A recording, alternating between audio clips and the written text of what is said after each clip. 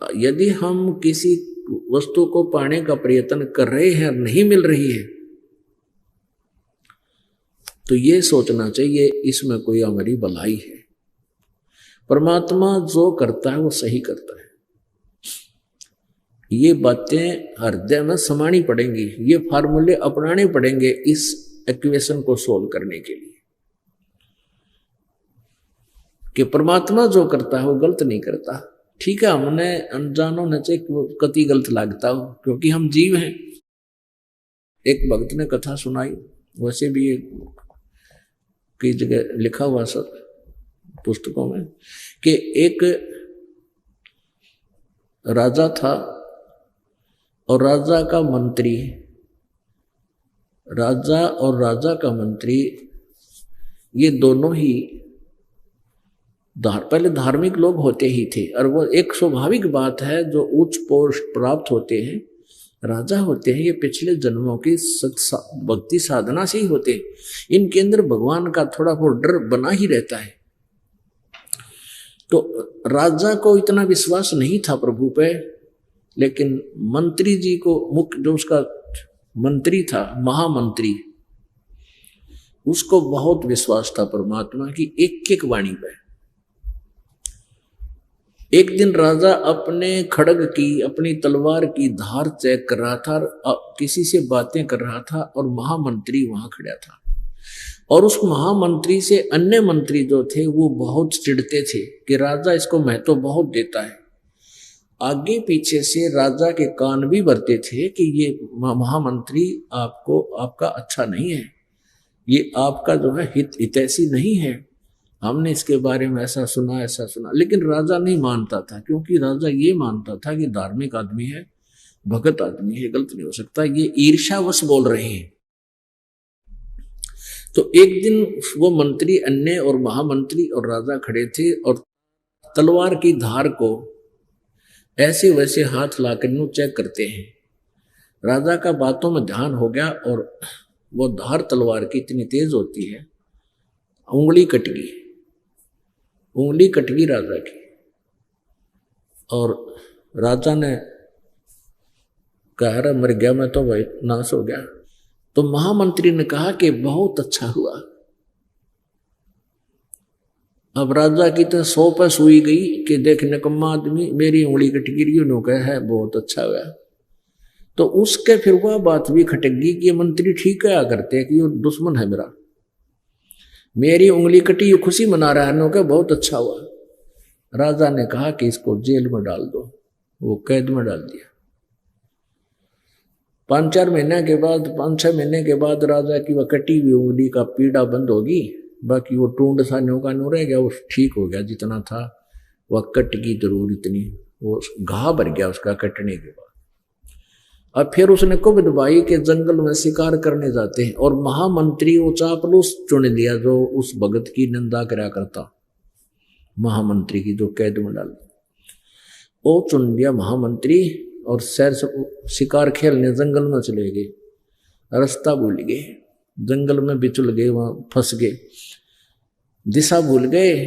तो उस जंगली लोगों का कोई त्योहार था और उनके पुरोहित ने कह रखा था भी आज देवी के नर बलि चढ़ानी है।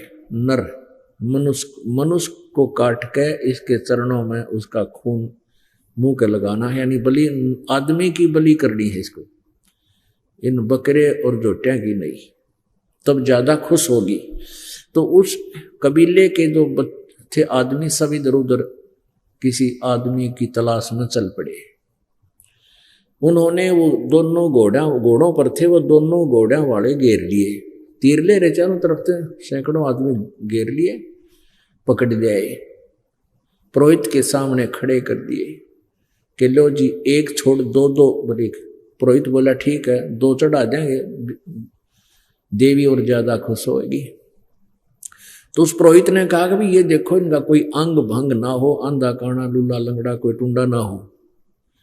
उनकी फिर निरीक्षण किया गया तो हाथ आगे कराए तो एक राजा की जो व्यक्ति की उंगली कटी हुई थी, पुरोहित को बताया गया। पुरोहित बोला भाई ये नहीं चलेगा, इसको छोड़ दो। और राजा तो छोड़ दिया और चापलू चढ़ा दिया। वो महामंत्री जो सेकंड बनाया था साहब, उसकी काट के गर्दन और कर दिया फारिग। अब राजा की तो जान बची, लाखों पाए, डाकों डाक घर आए। घर आकर उसने रास्ते में 100 बार शुक्र मनाया कि उस दिन महामंत्री सही कह रहा था भगत जी, अरे आंगली कटी तो बहुत अच्छा गया। ओए होए, ये तो उंगली ना कट रही होती तो जान गई थी मेरी। अब उसने सबसे पहले आते ही उस महामंत्री को जो कैद कर रखा था उसको कैद मुक्त किया, बरी कराया। और फिर उससे कहा भगत जी आपको मैंने पीड़ा दी, इसकी क्षमा करना। आपकी वो बात आज सत्य सिद्ध हुई।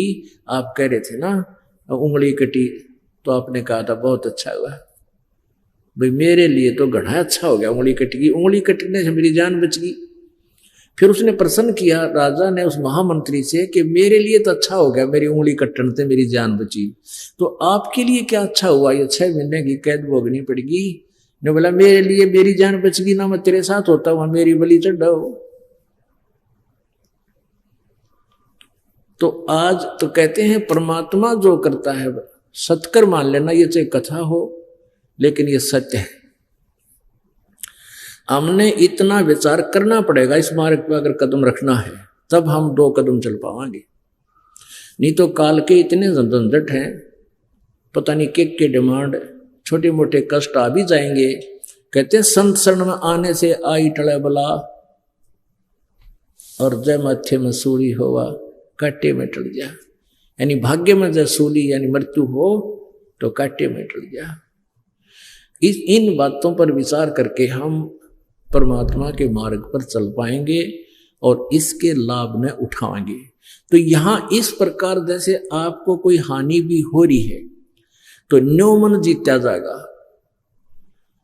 कहे कबीर और सब दुखिया, एक संत सुखी मन जीती हो।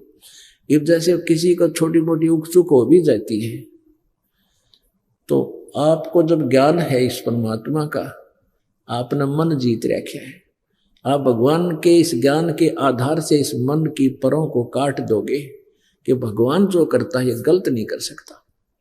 चाहे आज हमें कितनी हानि होती दिखे है, लेकिन परमात्मा जो कर रहे हमारे हित में है। यदि हम अपने नियम पर धर्म कर्म पर ठीक हैं, और यदि हमने अपना धर्म कर्म में बिगाड़ रखा है, नामखंड कर रखा है, मर्यादा भंग कर दी, तो फिर तो वह हानि स्वाभाविक सही हो रही है आपको। फिर उसमें भगवान का रोल खत्म हो गया, आपकी किस्मत चल रही है। तो इसलिए कहते हैं जब लग हंसा हमरी आना, और काल लगे नहीं तेरा बाना।